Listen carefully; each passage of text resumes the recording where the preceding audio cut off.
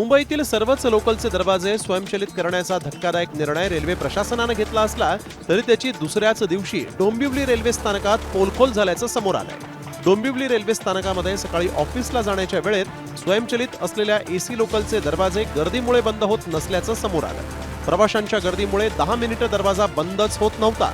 RPF पोलिसांनी प्रवाशांना हटवल्यानंतर दरवाजा अखेर बंद झाला। ही अवस्था एसी ट्रेनची होत असेल तर साध्या लोकलचे दरवाजे बंद केले तर काय अवस्था होणार याची कल्पनाच केलेली बरी। रेल्वे मंत्रालयाने नेमका काय निर्णय घेतलाय पाहूयात। दुर्घटना टाळण्यासाठी नॉन एसी गाड्यांमध्येही स्वयंचलित दरवाजे बसवणार।